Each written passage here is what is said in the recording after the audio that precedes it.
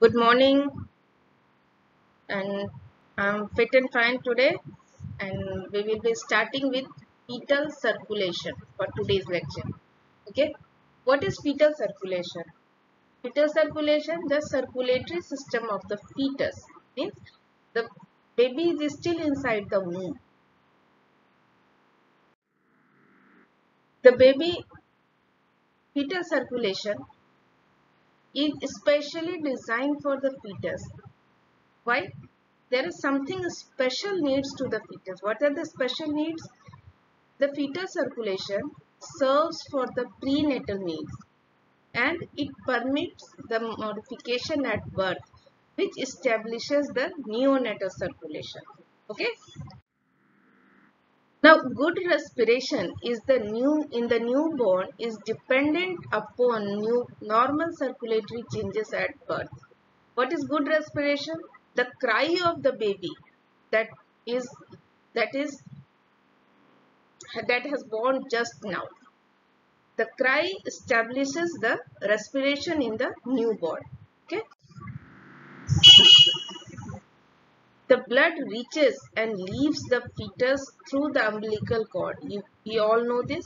And what is the special feature of the umbilical cord? Umbilical cord has two arteries and one vein. What peculiar thing you all know about the umbilical cord? That the two arteries carry deoxygenated blood while the single vein carries the oxygenated blood. You can see this is the umbilical cord. Here this the thick vessel is the vein while the smaller or the thinner vessel is the arteries and it is two in number. Okay. Now, the fetal circulation. What comprises the fetal circulation? Then the first thing that comes in our mind about the fetal circulation is the placenta. After that, the placenta runs to the umbilical vein. Then there is ductus venosus. Here it is the ductus venosus.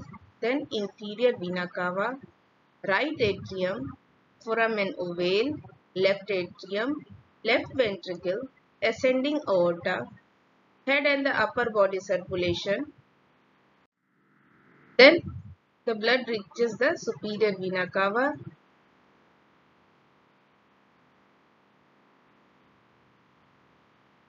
right atrium, right ventricle, pulmonary trunk, ductus arteriosus, descending aorta, umbilical arteries, and again back to the placenta.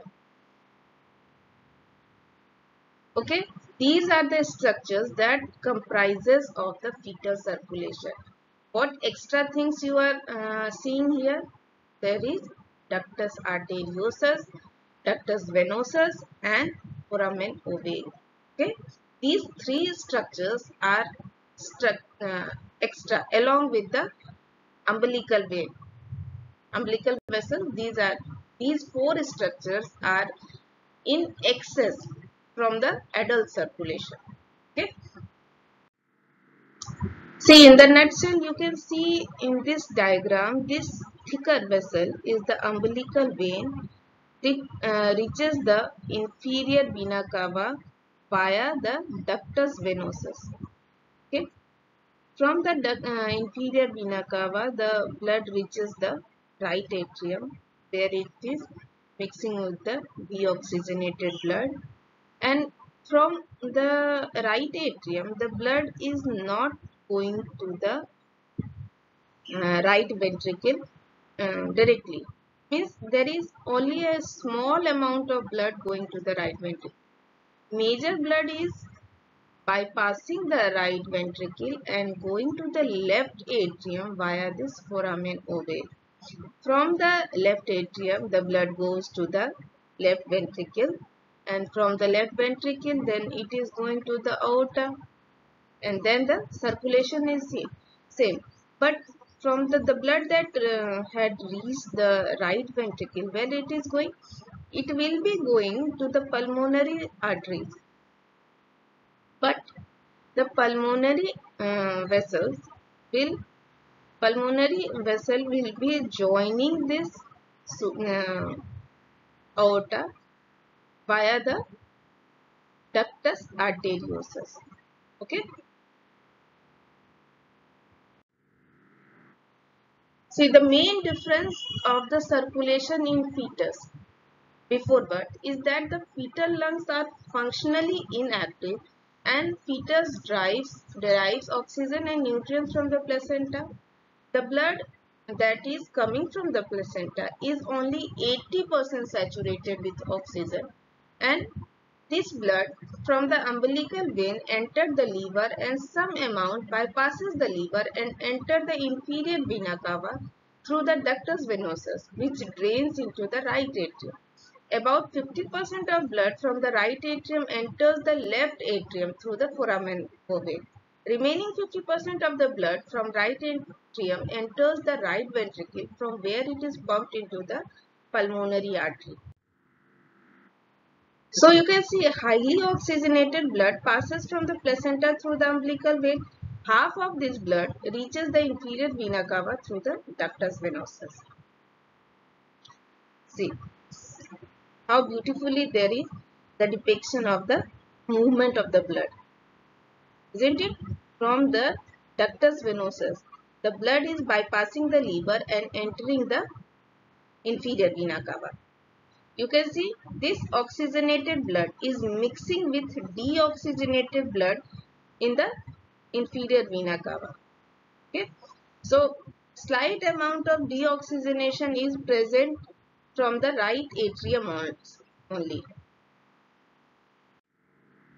The other half passes to the liver, sinusoids, and then to the inferior vena cava. Blood of the inferior vena cava reaches the right atrium and then left atrium through foramen ovale, then to the left ventricle, to the ascending aorta and the aortic arch to supply head and neck, brain, cardiac muscle and upper limbs.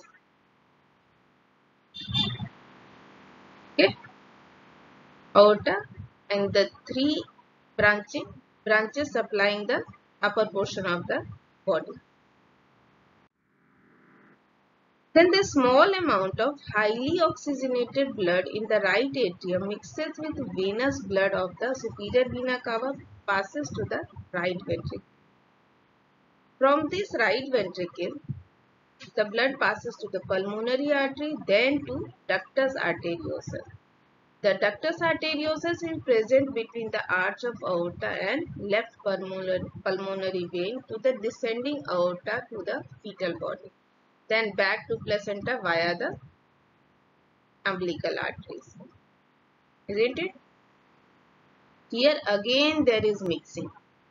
See, there is mixing and then it reaches the aorta and finally coming to the umbilical arteries and then oxygenation here occurring in the placenta. As the pulmonary vascular resistance is very high. Why? Because the fetal lungs health is collapsed in the fetus. Only a small amount of blood reaches left atrium through the pulmonary vein. The main bulk of the blood from the right ventricle directly enters the aorta through ductus arteriosus, which is then distributed to the whole body. However, the umbilical artery, which arises from the aorta, transports blood to the placenta, where it is oxygenated and sent back to the fetus via fetal vein. Thus, placenta functions like lungs during fetal life. This is the pictorial depiction of the foramen ovale. You can see the oxygenated blood is coming to the right atrium and then 50% of the blood is going directly to the left atrium. Rest 50% mixes with the blood coming from the deoxygenated blood coming from the superior vena cava and going to the right atrium, right ventricle. Okay.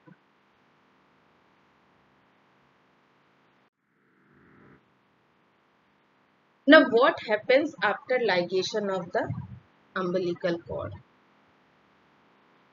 There is sudden fall of blood pressure in the inferior vena cava and the right atrium. Why? First, let us see what are the changes that takes place upon ligation of the umbilical.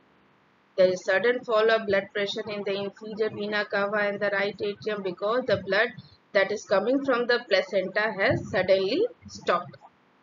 The valve of the ductus venosus constricts. And after aeration of the lungs at birth, how the aeration occurs? At birth, the baby starts to cry. On crying, there is increase in the chest size. Increase in the chest size, and there is incoming of the air inside the pulmonary tissue.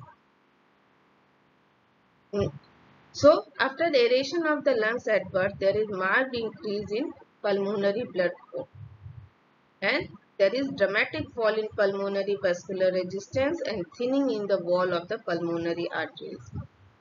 Okay.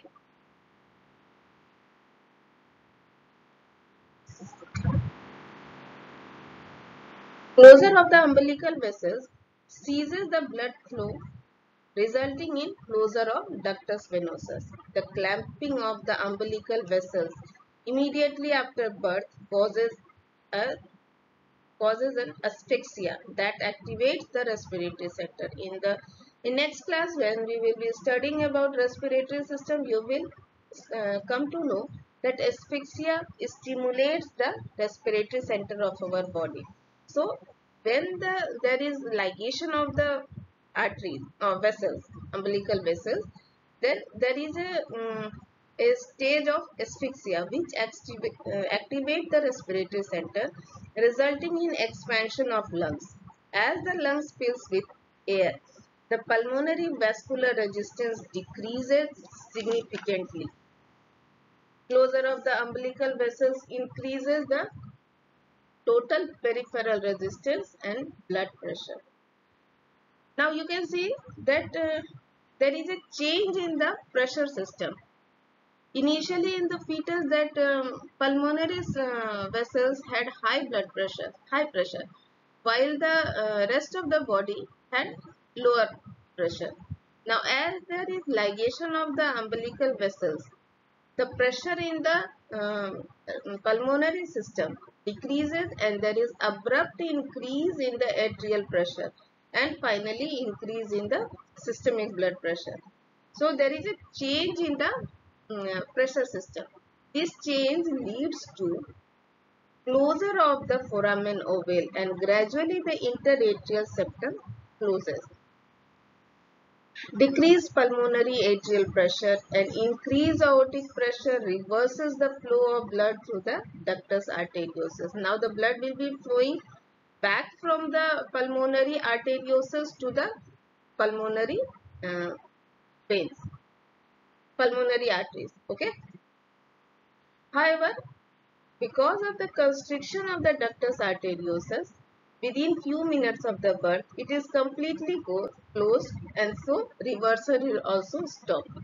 Before birth, the thickness of both the ventricles is equal. After birth, thickness of the right ventricular wall decreases, whereas the left ventricular wall thickness increases. So, what are the changes after birth? There is closure of foramen ovale. Initially, the closure is physiological, then there is anatomical closure. Constriction of ductus arteriosus. By the end of the first 24 hours, 20% of the lumen of the ductus is closed. And by 48 hours, 82% is closed. By 96 hours, 100% of the duct is closed. Why there is a closure? Because there is a secretion of a chemical that is known as bradykinin. It is released from It is a substance released from fetal lungs during their initial inflation. As the lungs gets inflated by the cry of the fetus and the entry of the air into the lungs, there is release of this bradykinin. This substance has a contractile effect on the smooth muscles of the ductus arteriosus. The action of this substance appears to be dependent on the high oxygen saturation of the aortic blood. When oxygen tension reaches about 50 mmHg in the ductus arteriosus, it causes constriction of its smooth muscles. During intrauterine fetal life, the patency of the ductus arteriosus before birth is controlled by the low contents of oxygen in the blood passing through. So, hypoxia and other ill-defined factors keep the ductus arteriosus patent. So, for the closure of the ductus arteriosus, the fetus has to maintain the high oxygen content in the blood. If there is hypoxia in the fetus, ductus arteriosus will remain patent. Okay.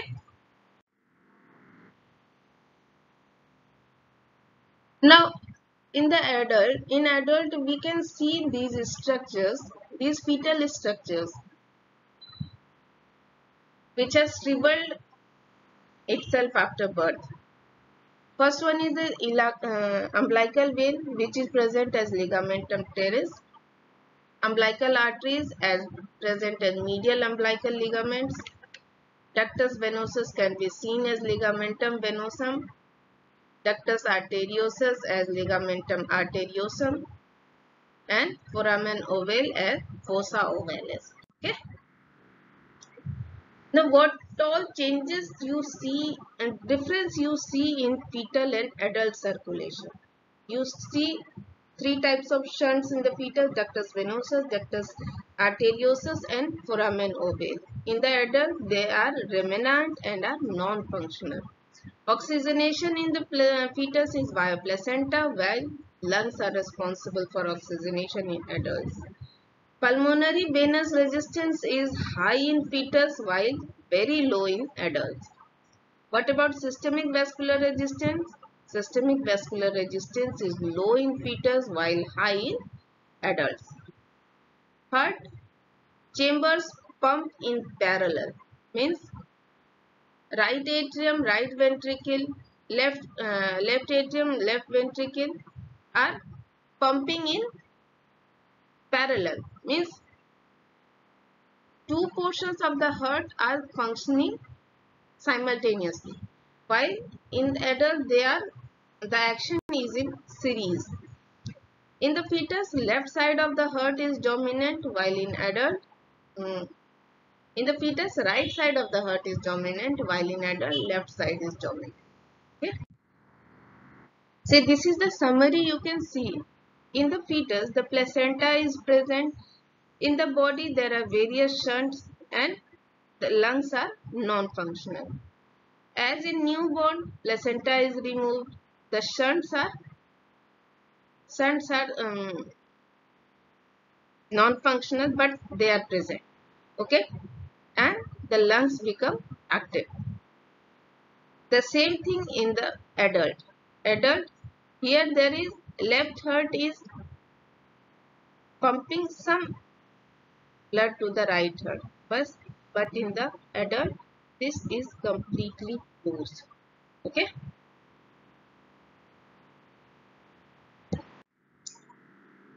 Now some clinical aspects. What happens if that foramen ovale doesn't close? This leads to a defect called atrial septal defect. Atrial septal defect, what is this? There is non-closure of foramen ovale after birth, results in mixing of the oxygenated blood in the left atrium with deoxygenated blood, thereby decreasing oxygen supply to the tissue. Patent ductus arteriosus may be present. Failure of the closure of ductus arteriosus result in blood flow from the aorta to the pulmonary arteries as aortic pressure is very high. This leads to oxygenation of the tissues of the blood. The body decreases in this condition, and there will be increase in pressure in the pulmonary vessels. Now, one condition is tetralogy of Fallot. This is a condition occurring rarely in which there are 4 cardiovascular defects. So, there is tetralogy of 4 cardiovascular defects. Ventricular septal defect is present, pulmonary stenosis, right ventricular hypertrophy, and overriding of aorta. Due to ventricular septal defect and pulmonary stenosis, the oxygenation of blood is grossly reduced. Therefore, tissues suffer from severe hypoxia and cyanosis develops.